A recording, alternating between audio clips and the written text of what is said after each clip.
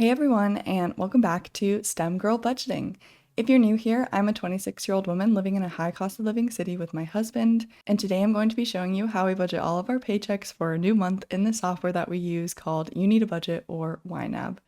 So to begin, I am just going to grab the money that we are going to be budgeting with today. So in YNAB, you can create these, they call them focused views, but they're basically just filters.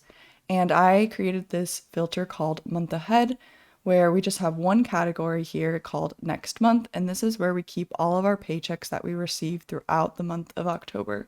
So I'm going to zero this out so that all this money goes back to ready to assign. So in the software, whenever you receive a paycheck, it shows up to ready to assign so that you can give it a job and distribute it across categories so that you can decide how you want to spend it. And I prefer to do this just once a month for the entire month instead of doing it every single paycheck that comes in. So what is this money? So for October, I received 3 different paychecks myself, and all those paychecks totaled $4,542.70. So I am a STEM PhD student, so I receive a stipend for my living expenses, which is covered by my school and my advisor. I also am receiving an additional $300 a week right now because I am working as a teaching assistant, so that's really nice. And then my husband's income for this month, and this is all after tax, but not before any other deductions, and I'll explain that in a little bit, but he made $8,900 after tax.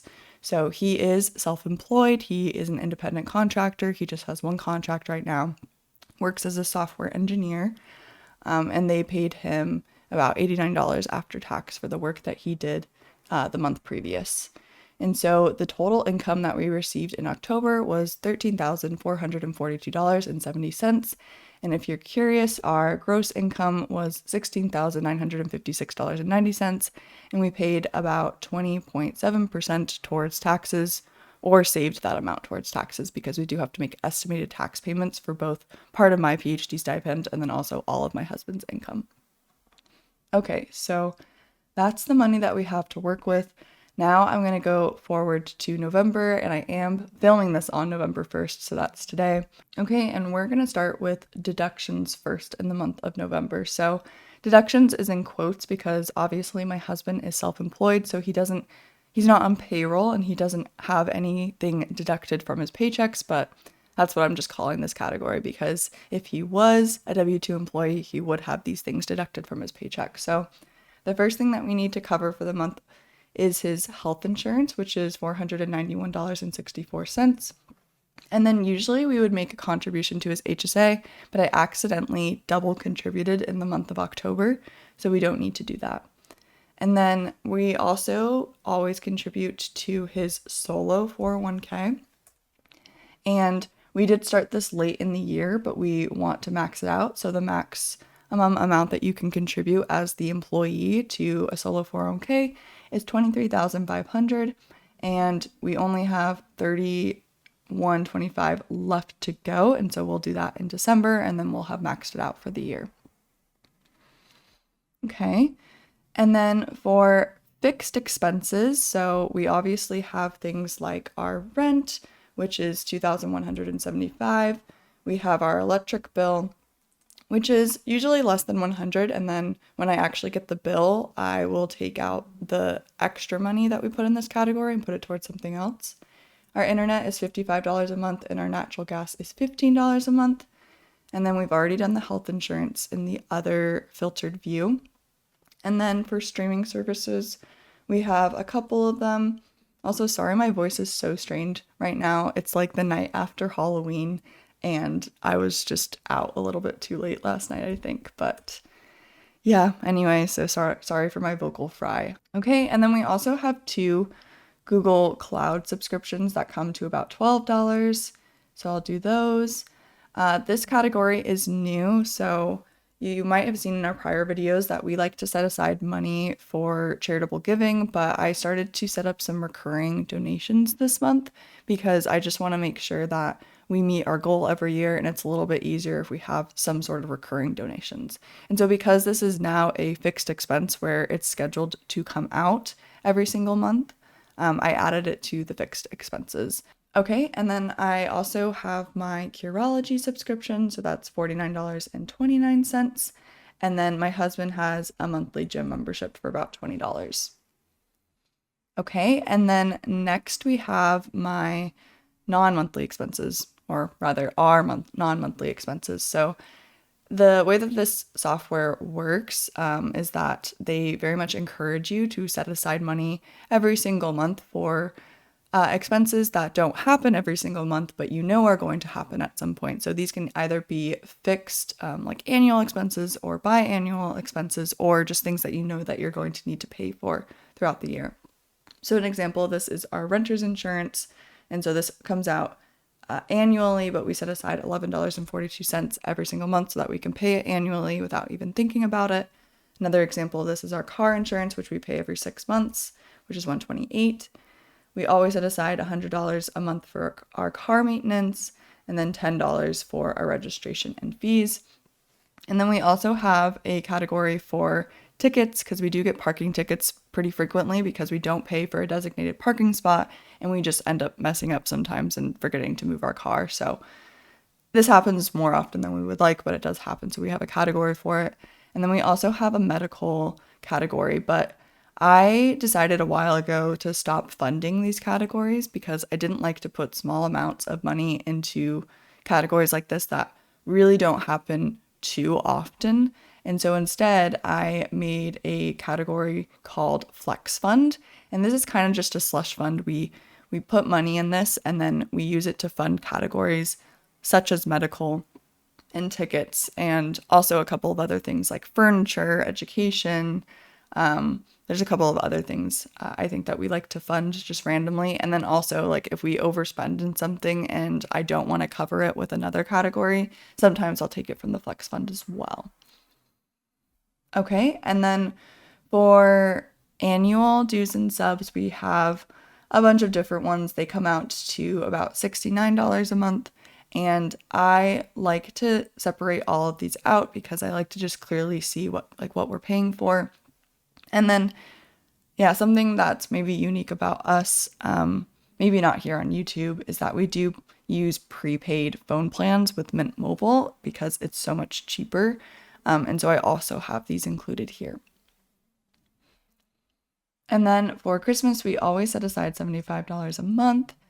And then we also set aside $150 for family travel. So this is any kind of travel related to going and seeing our family. So that's very important to us because we both live far away from our family. And then we have a separate category for our just general like vacation and trips fund. And we haven't really been using this too much in recent years. So I'm actually going to delete this target because it's getting to a point where this category is just getting very, very high. And so I think I'm going to cap it at $2,500 for now. And then we'll keep contributing to it again if we're like planning a trip. So I'm going to put $15.14 to get this to $2,500. And then we're just going to leave it for now. And then my husband also has an annual gym membership. So I'm going to put another $4 in there. Okay, next we have our variable expenses. So I'm actually changing the way that we're doing these categories. So for household and toiletries, groceries, dining out, public transit, gas, and parking and tolls, I am going to put a set amount into these categories for every single month. I'm going to fund these. So this is $1,050 to fund all these categories, and my hope is that that is enough money for all of these categories, and if we overspend in one category, we can cover it with the other categories, if that makes sense. So $100 for household, $450 for groceries, $350 for dining out, $30 for public transit, and $100 for gas, and $20 for parking should be enough. And I just want to stop like overfunding categories and letting them like roll over. So this is something that I'm doing to prevent cash accumulation. And then we always set aside money for just like general gifts. And this also just includes like also covering people's things like when we're going out. So it's like if we cover someone's food, we would also pull it from like the gifts category, or if we buy, birthday gifts, like any kind of gifts throughout the year come from this category. And then we're also going to set aside another $250 for charity because we do want to make more charitable contributions, but I'm still deciding what other recurring donations that we should make. We're not funding Dates and Fun right now because we have plenty of money in it. And then for our individual spending money, so we both always get $100 of guilt-free, whatever we want spending money. And then we also both have categories for clothing, fitness, beauty, and gifts for each other. And yes, these are like different amounts, but this is just based on what our average spend in these categories are because we do consider clothing, fitness, and beauty or haircuts to be pretty much a need. Like these are things that kind of just cost what they cost for us, and we're like totally fine adjusting each other's category to fit each other's need. So sometimes my husband spends like a lot more in the fitness category, so we like bump it up. Sometimes I end up spending less, so then we bump mine down, and so we just kind of do what works for us. And then I do have this extra category here for movies, and this is just a tracking category, so if I spend out of it, I'll just cover it with my guilt-free money. But I like to just know how often I'm going to like the movie theater throughout the year because it's a major hobby of mine, and I just like to know that. Okay, and so the last thing that we're going to do now is our invest and save categories. So we've already funded my husband's solo 401k, the employee contribution, but we also can make a contribution as the employer because he's self-employed, and we want to set aside $1,500 for the year to make this profit sharing contribution. So I'm gonna go ahead and fund the rest of this, which is another $500. And then we don't need to contribute to the HSA because I already contributed for the month of November accidentally. Roth IRAs are already ready to go. And then joint brokerage, our goal for the year was only $8,200 and we've already more than surpassed it. So now I'm going to just kind of think what we should do. I can put like the $5.23 in here. So we have $4,300. And then we kind of just want to invest as much money as possible. So I'm going to go ahead and put the $4,300 into our joint brokerage. So I think I said in a previous video that our goal for this year was to invest $50,000. And we are on track to way more than surpass that goal. I'm not sure exactly how much it's going to be by the end of the year, but we're trying to invest as much as we can right now because we want to reach Coast Fire.